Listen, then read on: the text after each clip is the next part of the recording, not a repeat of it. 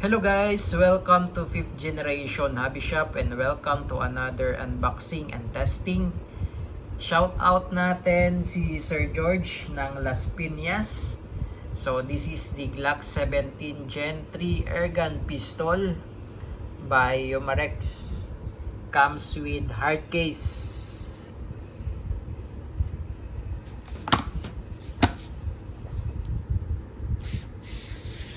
Wow! So this is the Glock 17 Gen 3 dual ammo airgun pistol.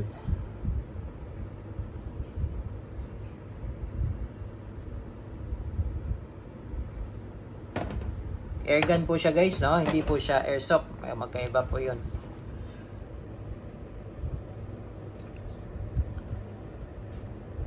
With markings Glock 17.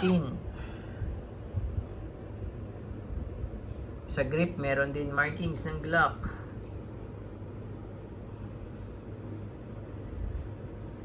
Yan, ito yung itsura ng Gen 3, meron siya finger groups.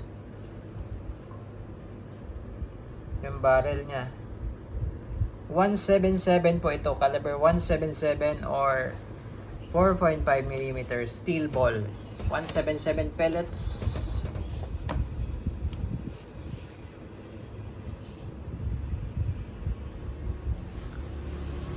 So ito yung mga kasama. Manual. Maintenance manual. Umarex German Engineering. Cleaning rod.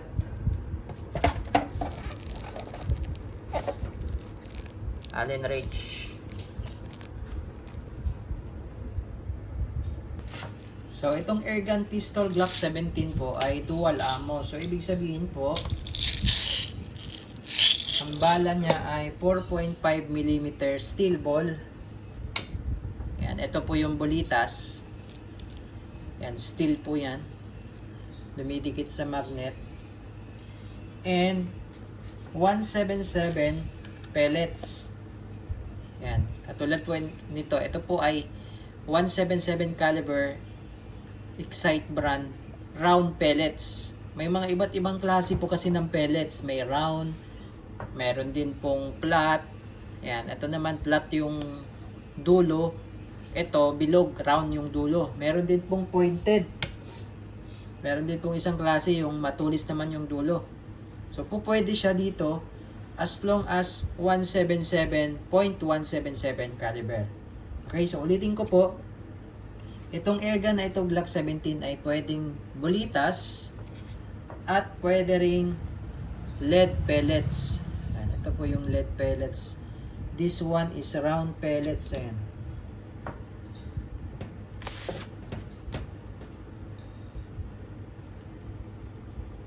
Ayan. Yung ulo niya ay bilog, pabilog. Meron din naman pong yung ulo niya ay patulis, pointed. Tapos ito naman po yung flat head. So yung ulo niya ay flat. Ayan. Palapad. Ayan. Ito yung maganda pang hunting. Ito.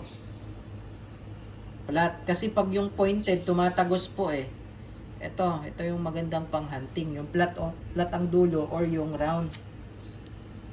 Ayan. So po pwede po siya dito kasi yung magazine po niya, ito po. Ayan po ang magazine. So itong tatlo na to, para dito sa pellets. At itong nag-iisa ay para po sa steel ball. Ayan, bulitas. So lagyan po natin ng bala. Lalagyan natin yung tatlo. Tapos yung sa steel ball. Ang tawag po dito ay rotary. Ayan, nare-remove po kasi yan. Ayan.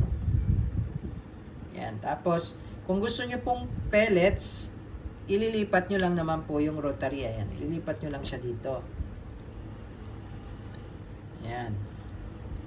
Bali, 8 po ang laman nito. So, ganito po yung pag-load. So, ngayon, lagyan natin ng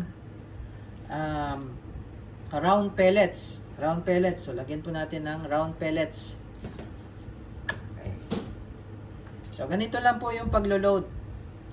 Ito pong nakikita nyo, ayan, yung gear na yan, sa likod po kayo maglo-load. Ayan, ito po yung nose, ito naman po yung head. Ayan, pa ganyan po. Ayan. So, 8 po yan. Lagyan natin ng 8. Umiikot po ito doon sa magazine. Ayan. Umiikot po itong tawag nito, yung rotary po. Rotary magazine or rotary clip magazine. Ayan. Ayan po.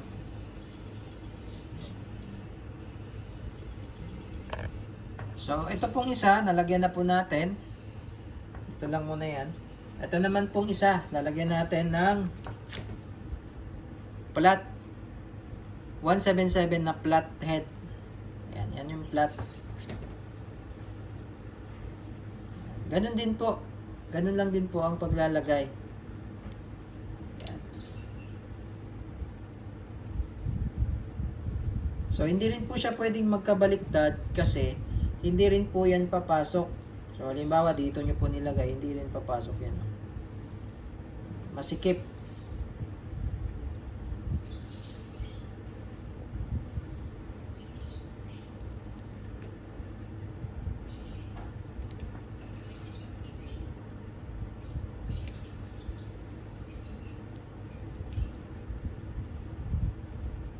So, ayan po. 8 na rin po yan. Ayan.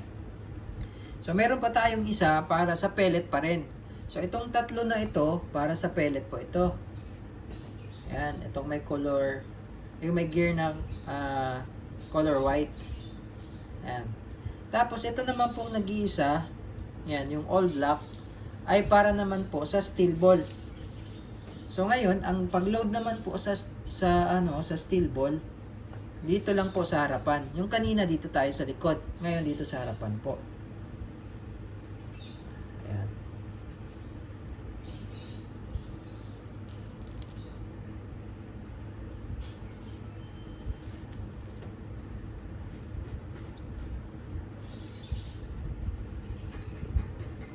Ayan po. Okay? So ngayon, tabi lang muna natin siya dyan. Ito yung magazine niya, metal din po yan. Yan. Lagyan po natin ng CO2.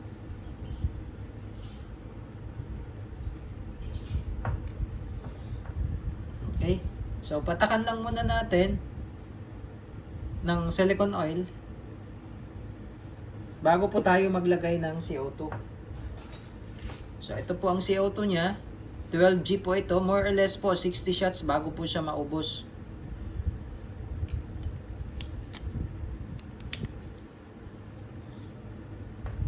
Then, ito po yung Allen wrench.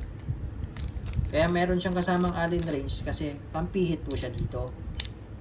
Yan. So, higpitan ko na po. Tapos, tamang higpit lang po. Okay. Balik ko lang yung base pad. And then, ilalagay ko na po dito yung mga rotary clip magazine. Yan. Pag na-consume nyo na po yung 8, ililipat nyo lang po siya dito. Ayan. Ayan. O, ganyan lang po. So, all in all, 32 shots po siya. Ayan po yung plat. Yung itsura ng plat na pellets. Ayan. So, bali yung nakasala ngayon po ay round pellets. Yan yung round. Nandito yung plat. So, yan lang po. Tapos, ito pong unit natin ay meron po itong safety sa ilalim. Ito po ang safety niya. So, pag nakikita nyo pong white yan, safe po yan. Naka-safety po yan. Ngayon, lagay natin sa fire. Red naman po. Ngayon po, yung trigger nito ay malalim po hanggang dulo po. Ayan, hanggang dulo po yan. Okay, hanggang dulo. Yan. Okay. So, pag sinalpak nyo po yung magazine, pag sinalpak nyo na po itong magazine dito, kahit hindi nyo na po ito ikasa, puputok po siya. Kahit hindi nyo na po ikasa. Ayan. So, subukan natin. Ayan, salpak ko na po. And then, puputokin natin. Ito po. Tetesting na po natin. So, kahit hindi ko na po siya ikasa, puputok na po ito. Ayan. Pwede rin naman pong ikasa. Ito po ay blowback. So, ibig sabihin, itong slide na to, gumagalaw po yan. Pero, hindi po siya maglalak. Yung naglalak siya pag wala ng bala. Kasi, yung magazine niya is rotary. So, hindi po siya spring. So, ayan po. Puputok na po ito. Kakalabitin ko lang po. Ayan. Pwede rin yun naman pong ikasa yan. Ayan. So, gumagalaw po siya. Gumagalaw po yan.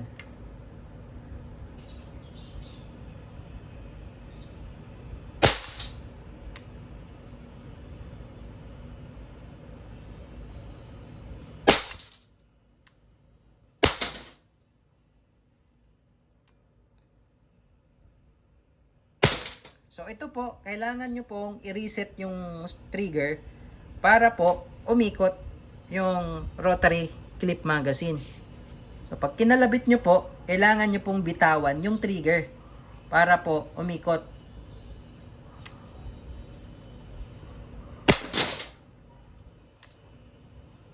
Yun po yung reset. Yan. Kailan na po ba tayo? Wala na. Okay, so wala na po. Na-consume na po yung 8. Yun po yung pellets. Ngayon, ililipat nyo lang po. Kung gusto nyo naman po yung steel ball o yung bulitas, ililipat nyo lang po yan dyan. Tapos itong empty magazine or empty rotary clip, dyan nyo lang po siya ipipwesto. Tapos pag ipapasok naman po, pag ganito po, para hindi malaglag. Yan. Pwede rin pong ikasayan. Yan. Yan po, oh. Tok natin 8. Lagyan lang natin ng plate para makita po na meron pong balang lumabas. Okay, inayos ko lamang po ang plate. Ayan po. So, ubusin natin yung bala. Nga lang, hindi po siya mag-open slide dahil rotary magazine po ito. Okay?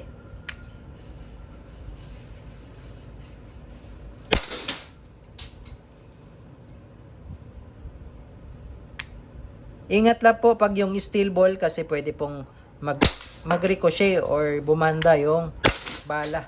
Kasi hindi po nababasag yun. Unlike dun sa pellets, nadideform po yun, nayuyupi po yun pag tumama sa solid.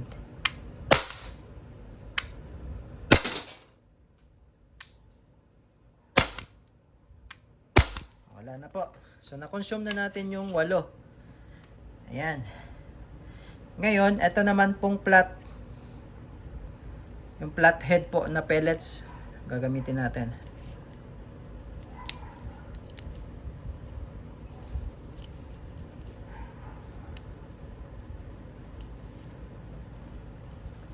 So, bali, 8-8 lang po. Tapos, papalitan nyo lang po ng rotary clip.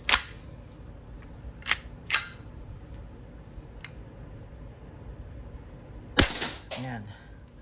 So, magandang pang ano po, pang hunting yung flathead.